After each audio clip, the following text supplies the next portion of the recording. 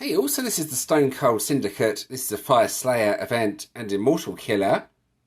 So this is the best team I've managed to make up. The hitting card is Blitzkrieg Beast. Might not be the best hitting card, but it is 5 times awakened, plus 6 pink stars, so it's pretty good on this team. My second best team is here. I don't have too many Fire Slayer hitting cards, unfortunately. Then a Commander team here. So let's talk through the first team. The first card is Fencing Fire Starters. This increases Fire Slayer attack by 1,600%. Decent increase, but it is attack rather than damage. Then Unbound Warriors of Glory. This increases Fire Slayer damage by 200%. Also has the Last Stand and the passive revive as well. Legends Reborn. This card is really essential. A 550% damage buff to the one card. Used to boost up Blitzkrieg Beasts. Now this might be an older card, but it is 5 times awakened, 6 pink stars. So the killer skill you can see here is 1,400%. And that's always nice. Not too much in the way of battle skills though, unfortunately. Then finally the event ultimate form, Stone Syndicate.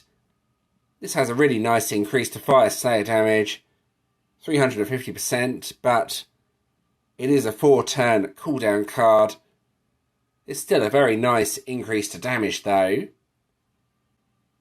Then for the relics, I've tried to make sure the relics match with the cards.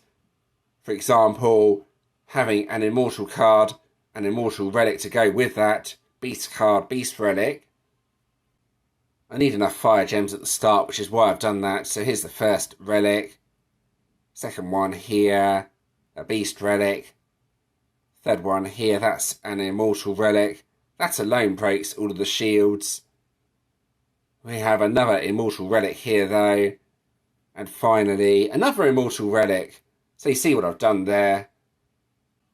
So I made a few adjustments to the second team, just to mess about with the cards and the order. The main change though is the middle card, the hitting card. Now if this had 5 times awakening plus was fully levelled up, this would probably do as much damage as the first team, but since it's not, the damage wasn't as good in testing. You can see here increases self-damage by 75%, and that's actually the biggest card for self-damage that I have for Fire Slayer, believe it or not. I don't have anything else, which is a bit unfortunate. For the relics though, they're pretty much the same as the previous team, but just with a few changes. The fire gems are easier to get with this team from the passive, so I just put my best relics on the team, and that included a Fire Slayer Immortal relic to break the shields. A Commander team is an option you could try if you are struggling for Slayer ideas. This has Korean Flameforged Legion as the first card. Increases Fire Slayer damage by 285%. Has that hit that does 1,000,000% attack as well. Avenging Furies. This gives a 200% damage buff to the one card. Can be used to boost up itself as well. Fireborn Flora, my best fire commander hitting card. Increases self-damage by 500%. Primetime Pros. Decent card. Increases fire commander damage by 220%. Then finally, Sentries of the Sands. Increases fire commander damage by 275%. It's only really worth using a fire commander team if you don't have any other options though, as the damage wasn't exactly good in testing. And these are my Fire Slayer cards. Or should I say Fire Slayer Ultimate forms, up until around here anyway. Quite a few decent ones, just not many that increase self-damage unfortunately. So there we go, let's get on with the actual event. Here we go. Alright, so here we go with the actual event. It's just a standard event this time around. I have a prismatic boss up to test my teams out on. I sometimes use my Water Slayer team, but since the bosses are Earth, I don't really see too much point in doing that. The bosses have countdown on. Well, this one does anyway. I don't think that will be too much of a problem, but we will see. Alright, so this should be a straightforward left to right team. Occasionally you don't get enough fire gems at the start to use all the cards. Most of the time you do though. Just the odd time that you don't. And then just something like this. Then keep an eye on the damage on Blitzkrieg Beasts. See how much damage it does. Hopefully it'll be reasonably decent. The best option I have, I think. I've not really tried the other Slayer team that much yet though. But 6 pink stars on Blitzkrieg does the damage. You can see there 799.2, which is not bad at all. Let's see if I can get another attack out. Countdown has been dispelled. Right, let's see what I can do anyway. The cooldown is a bit slow on the last 2 cards. You can see here 4 turns and another 4 turns as well. But I think this is good enough for hitting prismatic bosses.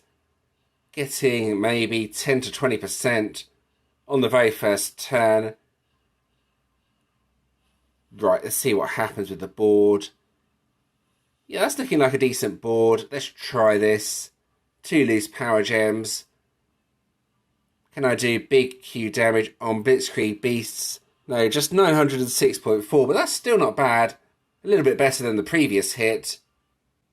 The hitting card is not fully leveled up on the second team. I don't have enough potions, unfortunately. Plus, it's not awakened, so I'll still see how much damage this team does anyway. Maybe it will do close to what the previous team does, but I don't think it will do as much damage. Alright, so here we go. Left to right, maybe, I'm not sure. I think I may use the last card over here first, depending on what the board is like, as this tends to spawn the most power gems, then go left to right from here. Let's try that anyway, see how many power gems are loose from the main match.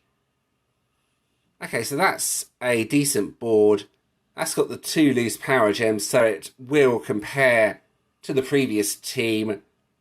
Can I do 900Q? Well, no, it's not even close to that, so that pretty quickly answers that question. And now the commander team. This is always a bit of a long shot, but it's worth trying, I guess. Let's see how much damage this does. Alright, here we go. So can I do enough damage to finish off the boss? That would be good. I don't think it would do much though.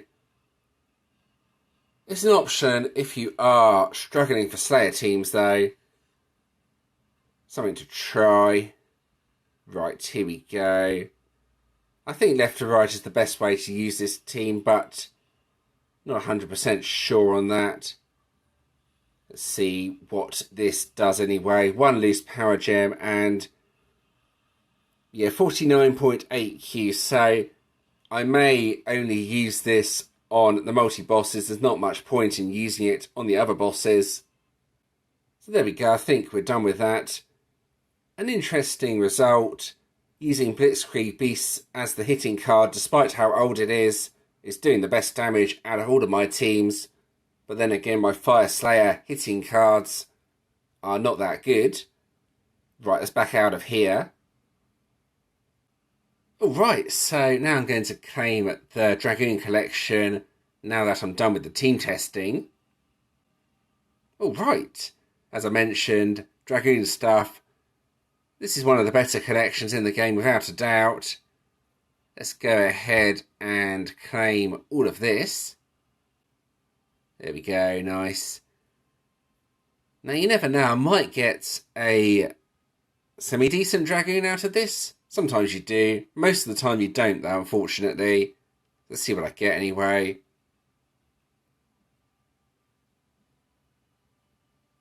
There's the 4-star one. That's definitely an old one. And the 5-star one here, that's, yeah, I'm pretty sure that's old as well. Right, what is it this time around? Let's go over to the leagues page, and it's a Earth Vanguard. Okay. Right, we have Tenderizer Twins. Increases self-damage, that's not really useful on a Vanguard. Reflection Armor 1 skill, interesting. The damage goes through invulnerability. Okay, that's quite interesting actually. And a Flatline Defender skill could be potentially quite useful in the first slot. So that's not a bad Vanguard at all. Maybe one to consider going for. Right, over to the Ultimates page. So I will claim the support hero, then take it up to 6 stars. Right, that's that done. Now to see what I get from the bonus hero. This is always fun. Right, what is it going to be? Oh wow, that's Gen 2, I think. Can't even remember that card. It's so long since I've last seen it. Anyway, let's scroll up and have a look at the event ultimate form. And here it is, Stone Syndicate. Now this has a huge Fire Slayer damage boost, but you do have to be a bit careful with this. The charge rate is 12 gems and the cooldown is 4 turns. So those are both quite high compared to other ultimate forms. The damage boost is really good though on this deck, so that's the main thing that's probably going to sell it. And Countdown and Dispel Vessel would have been the other enemy defender skill. As always, if you are just going to get the one card, get the card with the damage boost. That would be Rough Cut Ruby. There we go, 350% increase to Fire Slayer damage. And then the passive as well upgrades, so pretty much has all of the good skills on this card. And now I'm going to have a look at the decks from the season. This should be quite interesting. I've not really gone through them yet, so I'll give my picks for which ones I think are best from the season. So this is going to be very difficult to pick my favourites from the season. The Earth Slayer deck is the best in my opinion, as it has a boost for one card. All the other decks are pretty balanced though. The ones that have the higher damage boost have the longer cooldowns, so very, very difficult to pick favourites. Let's go with the Earth Slayer deck first though. If we go over to the deck, you can see here a 570% damage buff for the one card. That's without a doubt going to be essential going forward. So I think I'll go from highest damage boost to lowest with the other decks. So let's go with the Fire Slayer deck. This has a 350% damage buff. Also has a 4-turn cooldown though, which is the longest out of all of them. Plus a charge rate of 12 gems. And then if we go over to the next deck, I think it has to be the Water Slayer deck. Next highest damage buff. This one is 330%. Plus has an upgrade as well on the gems. So not bad. And then out of the other decks, Dark Commander would be next. 300% damage buff. But it's increased with ultimate forms on the team, so should be a 325% damage buff. 3-turn cooldown on the deck. Then finally the Light Commander deck. This is only 1-turn cooldown. So even though it has the lowest damage buff, it's pretty good just because of the cooldown. That's why it's very difficult to put the decks from best to worst this season. Very balanced decks in my opinion. All worth getting if you can get them. And there we go, we're done with the decks from best to worst.